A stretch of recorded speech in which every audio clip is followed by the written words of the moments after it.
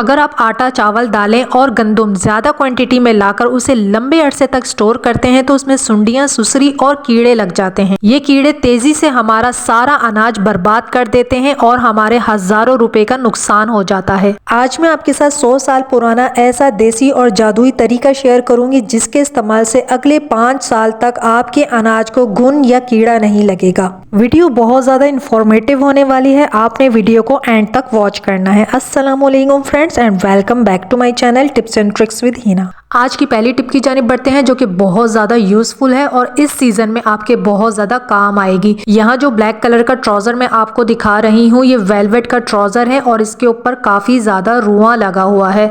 मैं आपको करीब से दिखाती हूँ ताकि आप ठीक से देख पाएं। ये प्रॉब्लम हमारे सारे विंटर के कपड़ों के साथ होती है क्योंकि विंटर का जो स्टफ होता है वो बहुत ज्यादा सॉफ्ट और डेलिकेट होता है। इन कपड़ों को एक्स्ट्रा केयर की ज़रूरत होती है। अलग से हमें इनको वॉश करना चाहिए या फिर हैंड वॉश करना चाहिए। अगर आप दूसरे कपड़ों के साथ इनको मिलाकर वॉश करेंगे ना तो इनके ऊपर रुआं आ जाता है या फिर अगर ये ऊन के कपड़े हैं तो ये खिंच जाते हैं, डी शेप हो जाते हैं। खास तौर से ब्लैक कपड़ा रुआं और डस्ट को बहुत जल्दी कैच करता है। तो मैं आपको बहुत ही आसान तरीका शेयर करूंगी रुएं को हटाने के लिए। तो यहाँ पर मैंने एक टेप का इस्तेमाल किया है।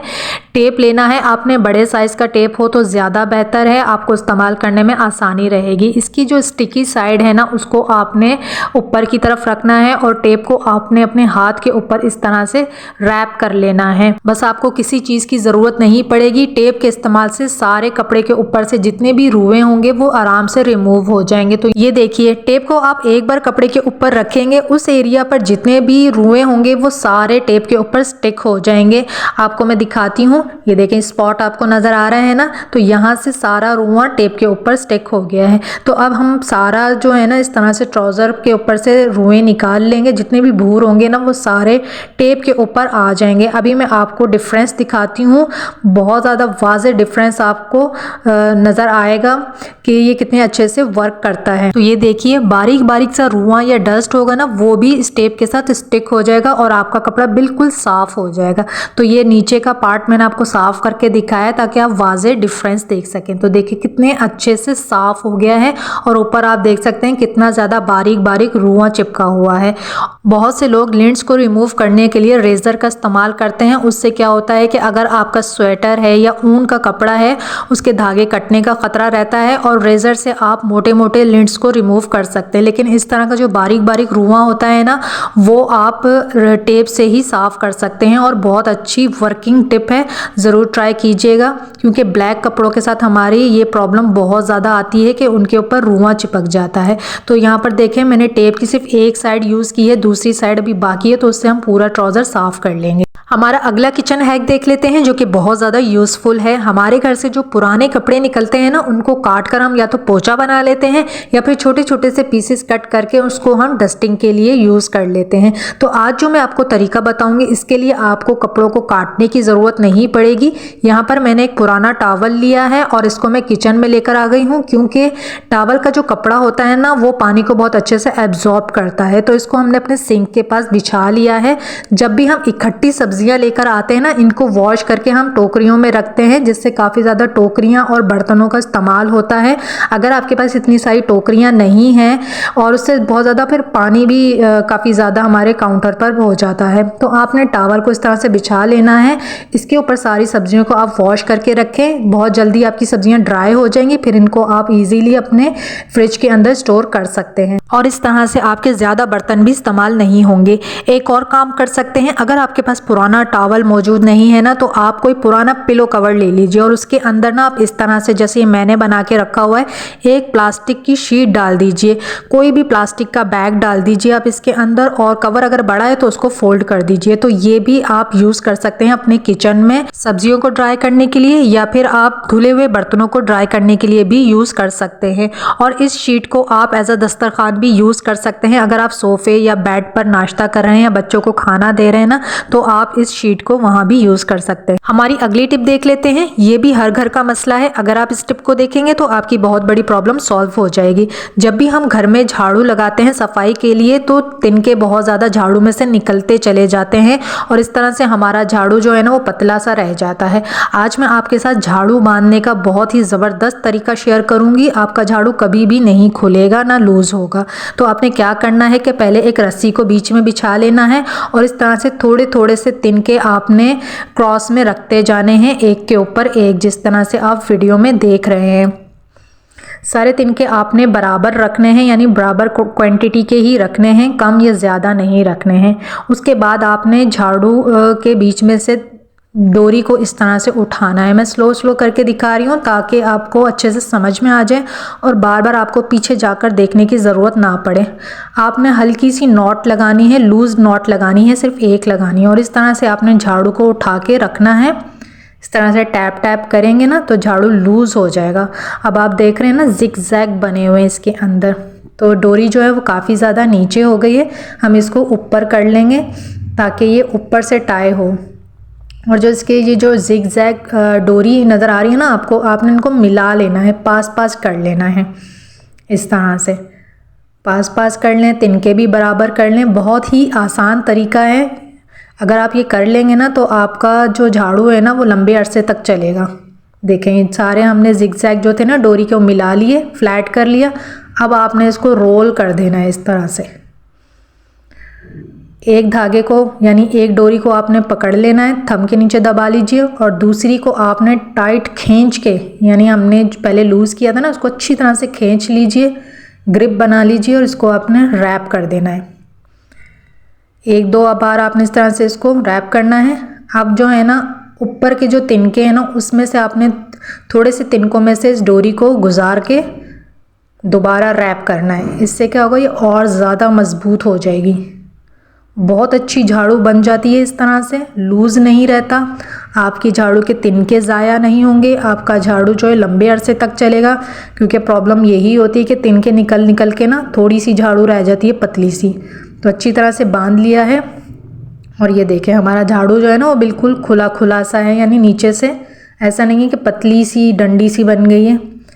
और ये झाड़ू देंगे ना तो बहुत अच्छी झाड़ू दिलेगी और आपका झाड़ू इस ट्रिक से कभी भी नहीं खुलेगा। अब एक और प्रॉब्लम की तरफ आते हैं। इस तरह की झाड़ू से जब भी हम घर की सफाई कर रहे होते हैं या फर्श धो रहे होते हैं ना, तो इसके तिनके हमारी कलाई में चुभते हैं। अगर आपकी स्किन बहुत ज़्यादा सेंसिटिव है या खुदा ना खास्ता शुगर का मसला है तो ये आपके लिए डेंजर हो सकता है, इससे ज़ख्म बन सकते हैं। तो आपने क्या करना है कि आपकी कलाई में ना चुभे, आपने एक पुराना सॉक्स लेना है और इस तरह से झाड़ू के ऊपर पहना देना है।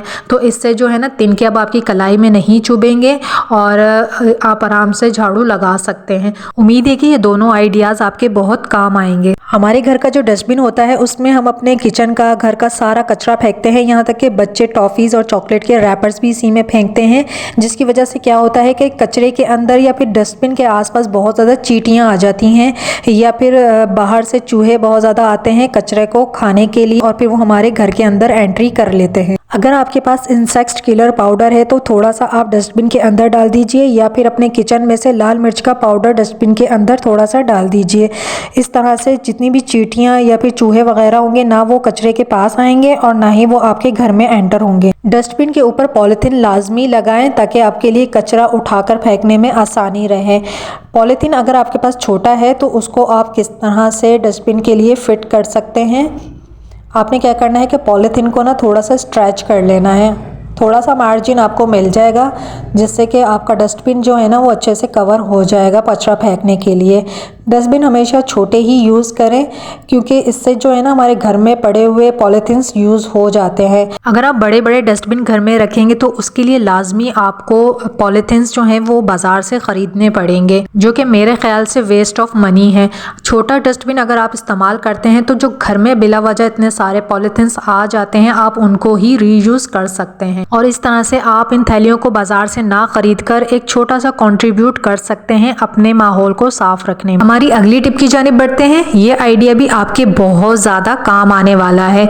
तो जैसा कि आप सबको पता है विंटर सीजन आने वाला है और विंटर्स में काफ़ी दिन तक धूप नहीं निकलती है, या निकलती भी है तो बहुत हल्की सी धूप निकलती है। और ऐसे में ना अगर आपने कपड़े वॉश किए हैं ना तो वो अच्छे से सूख नहीं पाते हैं, और कपड़े जब तक अच्छे से सूखे ना तो उनके अंदर स्मेल रह जाती है। अगर आपके पास ड्रायर मशीन नहीं है तो सर्दी के मौसम में आप मोटे कपड़ों को कैसे सुखा सकते हैं। ये ब्लैक ट्राउज़र मैंने कल वॉश किया था और अभी तक इसके अंदर काफ़ी ज़्यादा नमी है, जबकि आजकल अच्छी खासी धूप निकलती है। लेकिन आप देखें सर्दियों में फिर कितना ज़्यादा प्रॉब्लम हो जाएगा। तो यहाँ पर मैंने क्या किया है कि एक बड़ा पतीला ले लिया है। पतीला आप जो भी इस्तेमाल कर रहे हैं वो पीछे से बिल्कुल साफ़ होना चाहिए, काला नहीं होना चाहिए। उसको आपने हल्की आंच पर चूल्हे पर रख देना है। पहले अपने पतीले को अच्छे से गर्म कर लेना है, उसके बाद आप आंच को हल्की कर दें। अब इस गर्म पतीले पर हम अपने गीले कपड़ों को या हल्की नमी वाले कपड़ों को आसानी से सुखा सकते हैं। अगर ड्रायर मशीन ना हो तो सर्दी में 2-2 दिन तक मोटे कपड़े रस्सी पर टंगे रहते हैं, उसके बावजूद वो अच्छे से सूखते नहीं हैं। खास तौर से नेफे वाली साइड और पाइंचे वाली साइड गीली रहती है। तो आप इस तरीके से गर्म पतीले के ऊपर अपने मोटे कपड़ों को आसानी से सुखा सकते हैं, बहुत अच्छे से ये सूख जाएंगे। नेक्स्ट आइडिया की तरफ बढ़ते हैं। मेरा ये आइडिया जो है ना ये आपकी गर्मियों में भी आपके काम आएगा और सर्दी के सीजन में भी आपके बहुत ज़्यादा काम आएगा। अगर गेट के नीचे इस तरह से ज़्यादा स्पेस हो ना तो गर्मियों में यहाँ से डस्ट बहुत ज़्यादा आती है गेट के नीचे से, और अगर आप कमरे में एयर कंडीशन यूज़ कर रहे हैं ना तो गेट के नीचे से कूलिंग निकलती है। तो हम एक सीलर बना देंगे, DIY सीलर बनाएंगे, जिससे ना डस्ट आपके कमरे के अंदर एंटर होगी, और अगर AC यूज़ करें तो कूलिंग का मसला भी आपका सॉल्व हो जाएगा। और सर्दियों में आपके ये किस तरह से काम आएगा कि सर्दियों में ना यहाँ से हवा बहुत ज़्यादा आती है, छोटे छोटे बच्चे होते हैं ना उनको ठंड लगती है। तो ये दोनों सर्दी और गर्मी दोनों सीज़न में आपके ये हैक बहुत ज़्यादा काम आने वाला है। तो देखें मैंने यहाँ पे एक मोटी सी दरी इसके नीचे रख दी है, आधी गेट के इस तरफ है और आधी गेट के उस तरफ है, और ना हमने एक साइड से इसको ना रोल कर दिया है, और अब इसका जो कोना है ना हम रस्सी से सिक्योर कर देंगे ताकि ये खुले ना। तो देखें दोनों साइड से हमने ना इसी तरह से रोल करना है और कोनों को ना सिक्योर कर देना है। तो ये सीलर बन जाएगा। बस आपने एक मोटा कपड़ा यूज़ करना है या फिर कोई पुरानी चादर भी आप यूज़ कर सकते हैं, उसको डबल ट्रिपल फोल्ड कर लीजिए और इस तरह से आप दरवाजे के सेंटर में फंसा लीजिए। तो ये आपका जो है ना सीलर भी बन जाएगा और स्टॉपर भी बन जाएगा। अगर आपका गेट बहुत ज़्यादा मूव करता है ना तो स्टॉपर भी बन जाएगा, आपका गेट बार बार मूव नहीं करेगा। और देखें आराम से ये स्लाइड हो रहा है, ऐसा नहीं है कि डोर खुल नहीं रहा है या बंद नहीं हो रहा है, और सील भी हो गया है। बहुत ज़बरदस्त आइडिया है, आपके बहुत ज़्यादा काम आएगा। मेरी ये टिप खास तौर से ऐसे बिगनर्स के लिए है जिन्होंने नया किचन का काम संभालना स्टार्ट किया है। यहाँ मैं आपके साथ किसी भी किस्म का गोश्त हो उसे आप बगैर हाथ लगाए किस तरह से साफ कर सकते हैं या फिर वॉश कर सकते हैं, या फिर आप गोश्त की स्मेल को किस तरह से दूर कर सकते हैं उसका तरीका आपके साथ शेयर करूँगी। अगर आपको गोश्त में से स्मेल आ रही है और आप हाथों से गोश्त को वॉश नहीं कर सकते हैं, आपका दिल ख़राब होता है, तो आपने क्या करना है, गोश्त निकाल लेना है एक बड़े बर्तन के अंदर और पहले पानी डाल के जो एक्स्ट्रा ब्लड है उसको आपने फेंक देना है। अब आपने दोबारा इसके अंदर पानी डालना है, हाथ बिल्कुल भी नहीं लगाना है। यहाँ पर आपने क्या करना है कि इस पानी के अंदर यानी इस गोश्त के अंदर आपने ना 2 ढक्कन सफ़ेद सिरका डाल देना है। सफ़ेद सिरका डाल दीजिए इसके अंदर और इसको आप 15 मिनट के लिए इसी तरह से ढककर छोड़ दीजिए। जितना भी एक्स्ट्रा ब्लड होगा गोश्त के ऊपर सिरके की मदद से वो सारा जो है ना साफ़ हो जाएगा गोश्त के ऊपर से, और सिरका जो है ना गोश्त की स्मेल को भी ख़त्म कर देगा। तो 15 मिनट बाद अब आप देखें सारा ब्लड ऊपर आ गया, गोश्त जो है वो हमारा बिल्कुल साफ़ हो गया, उसके ऊपर बिल्कुल भी ब्लड नहीं होगा। क्योंकि यहाँ पर हमने गोश्त को बिल्कुल भी हाथ लगाकर साफ़ नहीं किया है तो जाहिर है कि गोश्त के छोटे छोटे से टुकड़े या चिकनाई के पीसेस इसमें नहीं होंगे, तो वो नाली में भी नहीं फंसेंगे। तो आपने इस पानी को फेंक देना है। 2-3 दफ़ा इसी तरह से पानी डाल के उस पानी को आप ज़ाया कर दीजिए और आपका गोश्त जो है ना वो बिल्कुल साफ़ हो गया है, खून उस पर से साफ़ हो गया है सारा। ना अब आपको गोश्त में से स्मेल आएगी और ना एक एक बोटी करके आपको ब्लड साफ़ करने की ज़रूरत पड़ेगी। तो देखें बिल्कुल वाइट हो गया है, गोश्त साफ़ हो गया है। अब अगर आपको लगता है कि गोश्त के ऊपर बहुत ज़्यादा चिकनाई लगी हुई है, इसको मज़ीद साफ़ करने की ज़रूरत है, तो आप हाथ लगाकर इसको मज़ीद साफ़ कर सकते हैं। अदरवाइज़ जो है ना गोश्त वो बिल्कुल साफ़ हो गया है, ब्लड उसके ऊपर से रिमूव हो गया है, स्मेल भी ख़त्म हो चुकी है। तो मैंने भी अच्छी तरह से इसको साफ़ कर लिया है, क्योंकि जब तक मैं भी एक एक बोटी साफ़ ना कर लूँ मुझे तसल्ली नहीं होती है। अब इनके पैकेट्स बनाकर फ्रिज में रख देंगे ताकि इस्तेमाल करने में आसानी रहे। आटे को कीड़े से बचाने के लिए जो भी आटे की बोरी या थैला आप दुकान से खरीद रहे हैं, आपने कोशिश करनी है कि आटा ज़्यादा पुराना ना हो। अगर उस पर एक्सपायरी डेट लिखी हुई है तो आप वो चेक करें और उसी महीने का आटा उठाएं। और जब भी आप बाल्टी या ड्रम में आटा शिफ्ट करें तो बाल्टी में मौजूद पुराने आटे के अंदर आपने नया आटा शामिल नहीं करना है। पुराने आटे को पहले आप छान लीजिए और फिर उस आटे के अंदर आप नया आटा डाल सकते हैं, वरना ये होगा कि पुराने आटे में जो कीड़े मौजूद हैं वो आपके नए आटे में भी लग जाएंगे। यहाँ मैंने आपके साथ काफ़ी सारे तरीके शेयर किए हैं आटे को सुंडियों और सुसरी से महफूज करने के लिए। आपने वीडियो को एंड तक वॉच करना है। सबसे पहला तरीका है तेज पत्ता इस्तेमाल करने का। आपने एक अदद तेज पत्ता लेना है और उसको छोटे छोटे पीसेस में तोड़ लेना है ताकि इसकी खुशबू बहाल हो जाए। इसके अलावा आपने 2-3 लौंगे लेनी है। लौंगे और तेज पत्ता दोनों की ही खुशबू बहुत ज़्यादा स्ट्रॉन्ग होती है और इससे आटे के अंदर या दालों के अंदर या फिर मैदा, सूजी, इन सारी चीज़ों में जितने भी कीड़े होते हैं वो निकल कर भाग जाते हैं या फिर मर जाते हैं।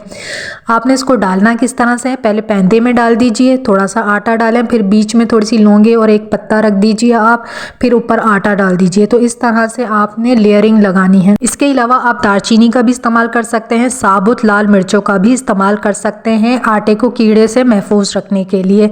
मैदा है, सूजी है, आटा है या फिर दालें हैं, उसके अंदर आप थोड़ा थोड़ा ये सारी चीज़ें डाल दीजिए। आपका जो अनाज है वो बिल्कुल महफूज रहेगा। ये सारे ही पुराने तरीके हैं और सालों से अनाज को महफूज करने के लिए इस्तेमाल किए जा रहे हैं। इसके अलावा ये मैंने गोलियां बनाई हैं, इसके इस्तेमाल से आपके आटे में या अनाज में 5 साल तक बिल्कुल भी घुन नहीं लगेगा, कोई कीड़ा नहीं लगेगा। तो ये गोलियां जो मैंने बनाई हैं ये नीम की गोलियां हैं। आपने काफ़ी सारे नीम के पत्ते लेने हैं और उनको कूटना है। आपने पानी वानी कुछ भी नहीं डालना है और उसकी बॉल बना लेनी है और ये जब ड्राई हो जाए तो इसको आपने आटे के बीच में रख देना है। इससे आपका आटा सालों तक महफूज रहेगा। आप पत्तों का भी इस्तेमाल कर सकते हैं। पत्ते को आपने डायरेक्ट नहीं डालना है, मलमल के कपड़े में लपेटकर आटे के बीच में रख दीजिए। और इन सारे तरीकों में से कोई भी एक तरीका आप इस्तेमाल कर सकते हैं। छोटी बड़ी चीज़ों की वजह से हमारा घर फैले ना, ऑर्गेनाइज्ड लगे, उसके लिए हम डिफरेंट ऑर्गेनाइजर लेकर आते हैं, बास्केट्स वगैरह। उनको बाय करने के बजाय हमारे घरों में जो इस तरह के कार्डबोर्ड के बॉक्सेस आते हैं हम इनको रीयूज़ कर सकते हैं। जैसे कि ऑयल का बॉक्स है या फिर शू का खाली बॉक्स है, तो आप उससे बहुत अच्छे अच्छे ऑर्गेनाइज़र, मल्टीपल ऑर्गेनाइजर्स बना सकते हैं। तो इनको कवर करने के लिए हम शीट्स का, गिफ्ट पेपर का या फिर वॉलपेपर का यूज़ करते हैं। लेकिन हमारे घर में जो पुराने कपड़े होते हैं ना, उनसे हम बहुत अच्छे से इनको कवर कर सकते हैं, बहुत खूबसूरत लगते हैं और इस तरह से ये और ज़्यादा मजबूत हो जाते हैं। तो देखें यहाँ पर मैंने एक पुरानी शर्ट ली है। शर्ट को मैंने काटा पीटा कुछ भी नहीं है, सिंपली मैंने शर्ट के अंदर बॉक्स को डाल दिया है, तो ये अंदर वाला एरिया भी कवर हो गया है। Thanks for watching. अल्लाह हाफिज़।